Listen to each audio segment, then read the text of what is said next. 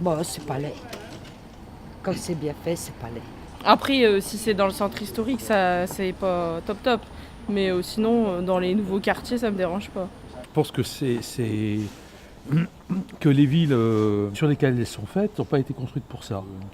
C'est un ajout particulièrement inutile, qui est difficilement compréhensible pour la majorité des gens, et c'est une esthétique extrêmement convenue. Moi, je trouve que c'est de l'art, et depuis bien longtemps. Après, ça dépend quel art. C'est quasiment même un peu du vandalisme, je trouve. Ça, je trouve ça horriblement crade. Ouais, c'est-à-dire qu'en fait, c'est de l'art sur un support qui n'est pas habituel. L'avantage de cette forme d'art, c'est qu'au moins elle est accessible à tous.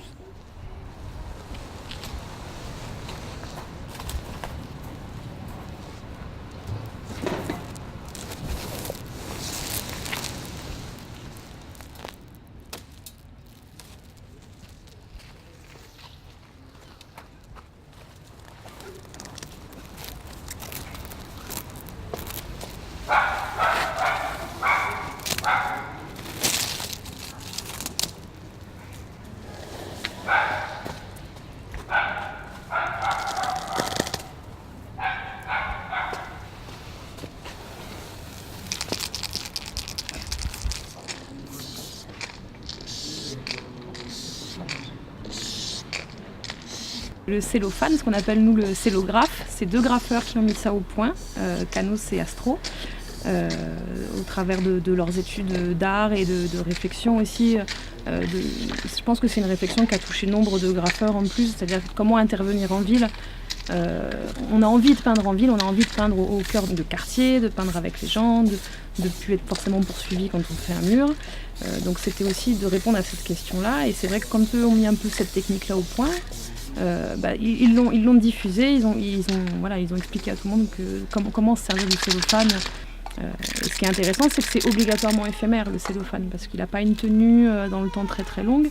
Donc tu sais que ce que tu vas faire sur le cello, ça va rester une journée, 2 jours, 3 jours, 1 heure, 2 heures.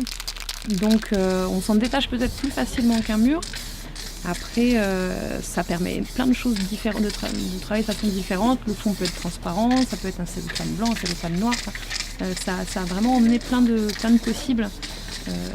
Mais à la base, voilà, c'est deux graffeurs qui ont mis ça au point.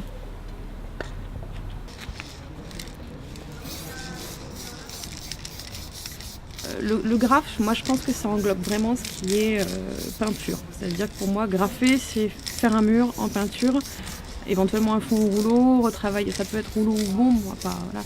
Mais le graphe, c'est vraiment une action liée à de la manualité, à de la peinture, à de l'instant.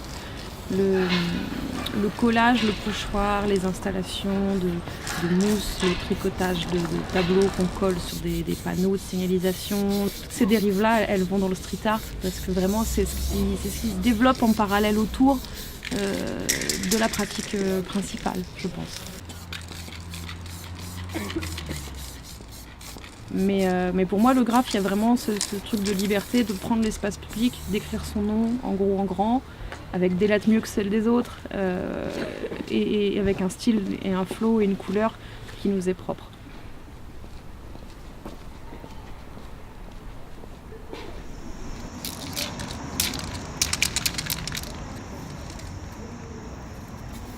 Alors lorsque je graffe, j'ai une peinture qui est plutôt abstraite. Même si j'aime aussi des fois faire des personnages et travailler un petit peu en mode croquis ou esquisse des éléments graphiques que je vais mélanger dans ma fresque et installer dans la composition. Moi j'aime beaucoup travailler à partir de la gestuelle et du corps. J'aime mélanger aussi les techniques, travailler avec du rouleau, percer des bombes, lancer de la peinture. Moi c'est vraiment l'énergie qui m'intéresse. Je peins assez rapidement. Donc c'est vrai qu'en 2 heures, 3 heures, je vais vraiment faire bouger beaucoup sur mon mur. Si c'est une peinture plutôt abstraite, ce qui est vraiment en ce moment un petit peu plus le cas. Et c'est vrai que ça va être le dynamisme du moment, l'énergie pendant ces 2 heures et la confrontation entre le support qu'on peint, comment est le mur, qu'est-ce qui renvoie un peu, et puis l'énergie qu'on peut y mettre en peinture. Et ensuite, ça va être un travail d'harmonie de couleurs, de choses comme ça, de composition. Mais après, c'est plutôt instinctif.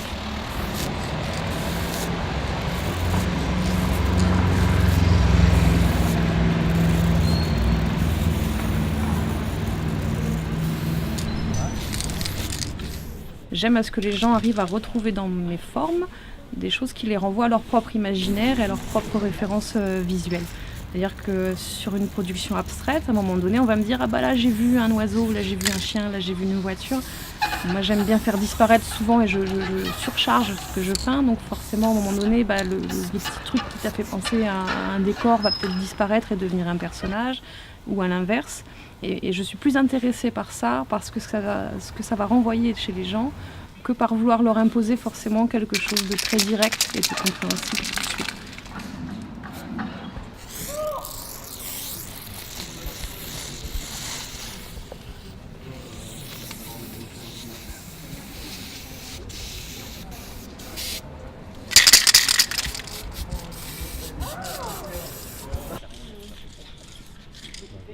Quand moi je vais peindre sur Bourges, moi je suis vraiment dans cette démarche-là, un peu de rencontre et d'échange. On a des réactions vraiment super sympas. Et en même temps, il y a toujours aussi la personne qui déteste et qui n'aime pas. Mais en tout cas, ce que ça provoque, c'est que les gens s'expriment. C'est-à-dire que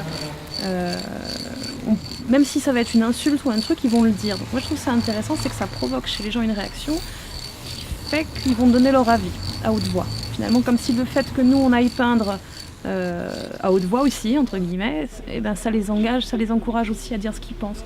Donc après, bonne ou mauvaise la réaction, moi je pense qu'elle a le droit d'exister. Au moment qu'on ne nous jette pas une pierre ou qu'on ne casse pas mon échafaudage quand je suis dessus. Voilà, je pense que ça provoque en tout cas cette liberté de s'exprimer.